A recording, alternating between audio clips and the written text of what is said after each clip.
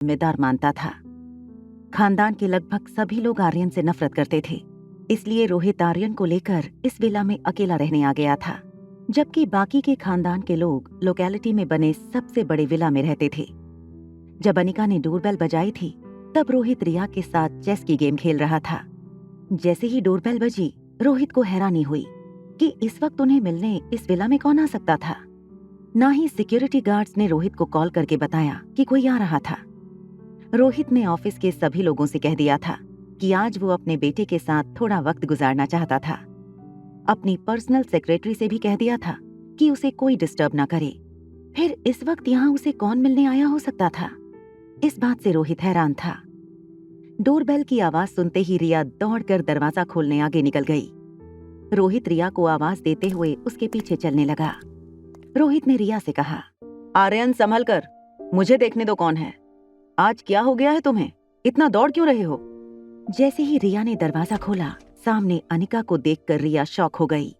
उसने अनिका से कहा, मम्मा तुम यहाँ? उसी वक्त रोहित ने रिया को कंधे से पकड़कर बगल में खड़ा कर दिया।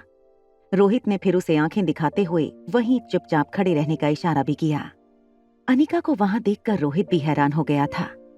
जो लड़की उसे रात को 1:30 बजे ड्रॉप करने की इजाजत नहीं देती थी, वो लड़की इस तरह उसके वेकेशन हाउस पर उसे मिलने क्यों आई होगी? रोहित ने हैरानी से अनिका को पूछा, मिस अनिका आप यहाँ? अनिका की नजरें रोहित के बगल में खड़ी रिया पर जमी हुई थीं। रिया को देखकर उसकी आंखों में आंसू भी आने लगे थे। अनिका को यहाँ देखकर रिया को लगा कि अब उसका सारा खेल खत्म हो गया था। उसे आर्यन पर बहुत गुस्सा आ रहा था। मम्मा यहाँ पहुंचने वाली थीं। ये बात आर्यन ने रिया को फोन पर नहीं बताई। अब दादी माँ के होश में आने से पहले ही डैड और मम्मा को सारी सच्चाई का पता चल जाएगा। रिया ने अनिका की आंखों में कई सारे सवाल पढ़ लिए थे। उसी का जवाब देने की कोशिश में रिया ने अनिका से कहा, मम्मा वो मैं आपसे। रिया आगे कुछ कहती, उससे पहले रोहित ने रिया का हाथ पकड़कर उसे शांत करते हुए कहा, बस करो Aryan, she is not your mom. ये क्या इतने दिनों से मॉम मॉम का पागलपन लगा रखा है? अनिका ने रिया को इशारा करते हुए बस शांत रहने को कहा। अनिका ने बात बनाते हुए रोहित से कहा, I am sorry mister Rohit Marwah. वो दरअसल मैं आपसे ये पूछना चाहती थी, क्या ये आर्यन आपका बेटा है? रोहित अनिका की ये बात सुनकर हैरान हो गया था। उसे ये समझ नहीं आ रहा था कि आखिर इतने वक्त के बाद अनिका ऐसा सवाल क्यों पूछ रही थी, जबकि वो जानती थी कि आर्यन उसका बेटा है। रोहित ने बड़े कड़क शब्दों में अनिका से कहा, आई डोंट नो मुझे आपके सवाल का जवाब देना चाहिए या नहीं। मिस अनिका, मैं आपसे एक बात जरूर कहना चाहूंगा। पूरी दुनिया जानती है कि आर्यन मेरा बेटा है, और एक बिन माँ का बच्चा अगर प्यार से आपको माँ कह देता है, तो इसका ये मतलब नहीं कि आपका उस पर कोई अधिकार है। अनिका इस वक्त जो मेंटल स्टेट से गुजर रही थी, उसे रोहित की कही हुई बातों का ना तो बुरा लग रहा था और ना ही उन बातों का उस पर कोई असर हो रहा था। अनिका के होंठ सूखने लगे थे। उसने अपनी जीभ अपने होठों पर घुमाकर रोहित से पूछा, no I meant was, mister Marwah, क्या आप ही आर्यन के बायोलॉजिकल पिता हैं? ये बात सुनते ही रोहित ने इरिटेट होकर रिया को घर के अंदर धकेलते हुए दरवाजा बंद कर लिया। रोहित ठीक दरवाजे पर अनिका के साथ बातें करने लगा। उसने अनिका से कहा, ये कैसी बातें कर रही हैं आप miss Anika? Of course Aryan मेरा बायोलॉजिकल बेटा है। अनिका कुछ समझ नहीं पा रही थी कि ये कैसे हो सकता था। प्रेग्नेंट होने से पहले अनिका काफी महीनों तक गुलेरिया हाउस से बाहर नहीं निकली थी और उसके लिए ये समझना भी मुश्किल था, अगर रोहित दोनों बच्चों का बायोलॉजिकल फादर है और अनिका दोनों बच्चों की बायोलॉजिकल मदर, तो ये बात उन दोनों की जानकारी के बाहर क्यों थी? अनिका को आज तक उस सवाल का जवाब नहीं मिला था कि उसके दोनों बच्चों का बाप कौन था। अनिका का कंफ्यूजन अब टेंशन में बदल चुका था। उसने अपना पसीना अपने हाथों से दबाते हुए रोहित से पूछा, मिस्टर रोहित, मुझे एक बात बताइए, क्या आप अपने बेटे की बायोलॉजिकल मदर को जानते हैं? ये सवाल पूछने के बाद अनिका रोहित के एक्सप्रेशंस को गौर से देखने लगी। रोहित इस बात को लेकर कंफ्यूज था कि आखिर अनिका रोहित से चाहती क्या थी और ऐसे पर्सनल सवाल करने का क्या मतलब हो सकता है। रोहित ने अपने दोनों हाथ अपने ट्रैक्स की जेब में डाल दिए और फिर अपनी आईब्रो ऊपर करते हुए अनिका को बड़े एटीट्यूड से कहा, देखिए मिस अनिका, मैं नहीं जानता कि इस सवाल का जवाब मिलने से आपकी जिंदगी में क्या फर्क पड़ जाएगा, मगर मैं आपको इतना बता दूं, आर्यन की माँ को ना मैं जानता हूँ और ना ही जानना चाहता हूँ। अगर आप उनको जानते नहीं तो उनके साथ बच्चे कैसे पैदा कर लिए?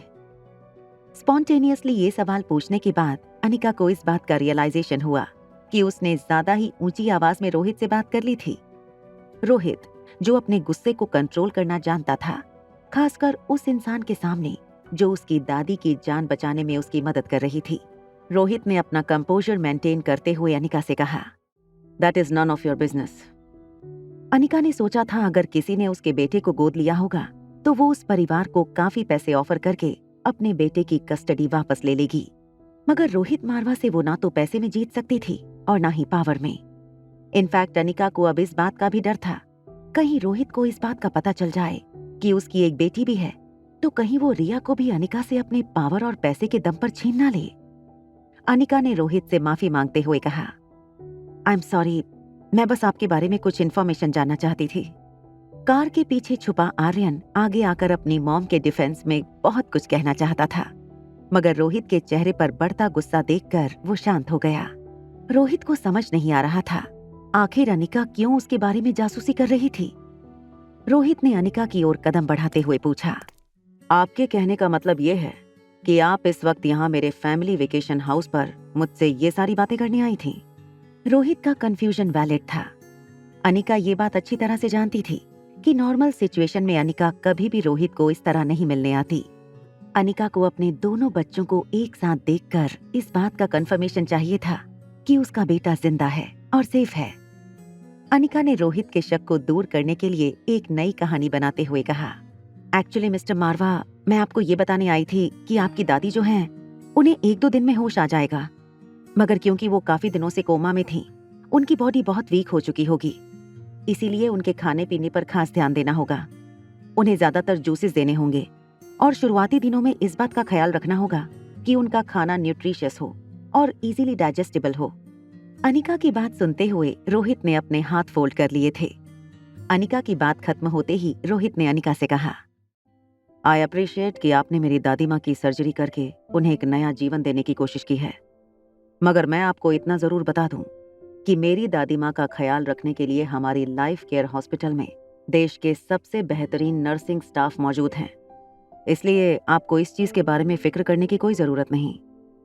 अनिका जानती थी कि रोहित की बात सच थी, इसलिए उसने आगे बात न बढ़ाते हुए रोहित से कहा, यस सर्टेनली मिस्टर मारवा, आप सच कह रहे हैं, मैं बेवजह ही यहाँ पर आपको परेशान करने के लिए आ गई। जाने से पहले अनिका ने दरवाजे से बाहर मुंह निकाल रही रिया को देखकर कहा, तो आप आर्यन हैं, आर्यन मारवा, इनके बेटे? रिया बराबर समझ रही थी कि ये अनिका का सिग्नल था कि घर आने पर रिया की खैर नहीं थी। रिया को इस वक्त अनिका से डर भी लग रहा था और उसे इस बात का ख्याल भी रखना था कि रोहित के सामने वो कोई ऐसी बात ना करे जिससे उसे कोई शक हो। रिया के गालों पर हाथ फेरते हुए अनिका ने कहा, मिस्टर रोहित, मानना पड़ेगा, आपका बेटा बहुत खूबसूरत है। रिया को पता था कि जब भी अनिका उसे अकेले में मिलेगी तो उसे बहुत बड़ी पनिशमेंट मिलने वाली है। उसने अनिका की बात सुनते हुए कहा, थैंक यू, पर मुझे लगता है मेरी खूबसूरती मेरे पेरेंट्स की वजह से है, और मैं इतना भी यकीन से कह सकता हूँ कि मेरी माँ मुझसे ज्यादा खूबसूरत है। रिया के स्मार्ट आंसर की तारीफ करते हुए अनिका ने रोहित से कहा, मानना पड़ेगा, बेटा खूबसूरत तो है ही, साथ ही साथ इंटेलिजेंट भी है। अपने बेटे के लिए खूबसूरत शब्द का इस्तेमाल सुनकर रोहित ने अपने दोनों हाथ अपनी कमर पर रखकर अनिका से कहा, मिस अनिका, मैं आपसे कह दूं कि मेरा बेटा खूबसूरत नहीं बल्कि हैंडसम है। खूबसूरत आप जैसी लड़कियों को कहते हैं और हैंडसम मुझ जैसे लड़के को, जो कि मेरा बेटा है, और अब तो वो मार्शल आर्ट की ट्रेनिंग भी लेता है, इंडिया की सबसे मशहूर Brahmaputra martial art training academy से। आर्यन, याद है ना, सुबह सुबह तुम्हें ट्रेनिंग में पहुंचना है। रिया ने अनिका की आंखों में गुस्सा पढ़ लिया था और उसे ये भी पता था कि कल बलबीर सर के यहाँ पहुंचते ही अनिका उस पर बहुत गुस्सा करने वाली थी। डरी हुई रिया ने रोहित की ओर देखकर एक क्यूट स्माइल देते हुए पूछा, dad, can we skip my training session tomorrow? Riya की इस बात का जवाब न देते हुए रोहित ने सीधा उसे घर में धकेलकर दरवाजा बंद कर लिया। कार में बैठते ही अनिका ने कार की बैक सीट में छुपे हुए आर्यन को बाहर निकालकर गले से लगा लिया। दोनों माँ बेटे बहुत देर तक एक दूसरे को प्यार करते रहे। अनिका ने गाड़ी रोहित के विला से बाहर निकाली और मल्होत्रा हाउस की ओर जाने लगी। अनिका के चेहरे से साफ पता चल रहा था कि आज अनिका की जिंदगी का सबसे ज्यादा खुशी का दिन था। जिस बेटे को पाने की सारी उम्मीदें खो चुकी थी, वो बेटा उसे वापस मिल गया था और इस वक्त उसके बगल में बैठकर उसके साथ बातें कर रहा था। अनिका ने आर्यन और रिया की प्लानिंग की तारीफ करते हुए आर्यन से पूछा, तो आज क्या प्लान था तुम दोनों?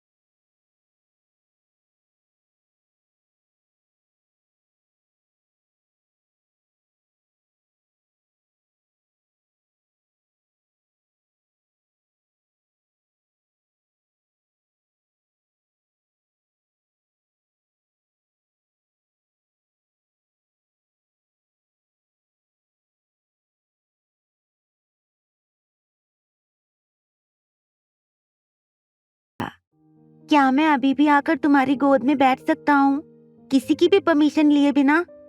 अनिका ने आर्यन के सर पर हाथ घुमाकर उसके गालों को चूमते हुए कहा, यस माय चाइल्ड, मैं तुम्हारी मम्मा हूँ और तुम मेरे बेटे हो। ये हक और ये अधिकार हमसे कोई नहीं छीन सकता, नॉट इवन गॉड। ये सुनते ही आर्यन के चेहरे पर बहुत बड़ी मुस्कान आ गई। उसने अनिका को चूम लिया। अनिका को थोड़ी शरारत सूझी। उसने आर्यन से कहा, लगता है अगर इंटेलिजेंस की बात आए तो रिया जरूर मुझ पर गई है और तुम अपने पापा पर। अनिका की बात पर आर्यन ने हैरान होकर पूछा, मॉम आपको ऐसा क्यों लगता है? अनिका ने आर्यन के सर पर प्यार से मारते हुए कहा, अरे बेवकूफ, अगर तुम्हें ये प्रूफ करना था कि तुम आर्यन हो और रिया नहीं हो तो वहीं अंजलि मामी के घर पर अपना पैंट उतारकर प्रूफ कर देते कि तुम गर्ल नहीं बॉय हो। मॉम के मुंह से ये बात सुनकर आर्यन बहुत शर्मा गया। उसने अपना मुंह अनिका की बाहों में छुपा लिया। अनिका ने आर्यन को जोर से हक करते हुए कहा, माय शाय बॉय। अगले दिन ब्रह्मपुत्र अकेडमी। अगले दिन सुबह ठीक 7 बजे अनिका आर्यन को लेकर बलबीर सर की ट्रेनिंग अकेडमी में पहुंच गई। बलबीर सर पहले ही अनिका और आर्यन का इंतजार करते हुए रिसेप्शन पर खड़े थे। जैसे ही बलबीर सर ने अनिका और आर्यन को आते हुए देखा, बलबीर सर ने आर्यन को देखकर एक आंख मारी। बलबीर सर को लगा कि उन्होंने आर्यन को सिग्नल दे दिया है कि वो सब कुछ संभाल लेंगे। जैसे ही आर्यन और अनिका बलबीर सर के पास आए, बलबीर सर ने झूठ मूठ आर्यन की ओर देखकर कहा, अरे पुत्र रिया, तुम आ गई? चलो आज से तुम्हारी ट्रेनिंग का अगला फेज शुरू होगा। तैयार होना बेटी रिया। ये कहते हुए बलबीर सर आर्यन की ओर देखकर हंसने लगे। तभी अनिका ने बलबीर सर का कॉलर पकड़कर कहा, शर्म नहीं आती बच्चों के साथ मिलकर ऐसी प्लानिंग करते हुए? आज आप पकड़े गए। अभी पुलिस बुला के आपको अंदर करवाती हूँ। एक लड़की को देखा तो के सारे एपिसोड्स को सुनने के लिए डिस्क्रिप्शन में दी हुई लिंक से डाउनलोड कीजिए पॉकेट FM ऐप।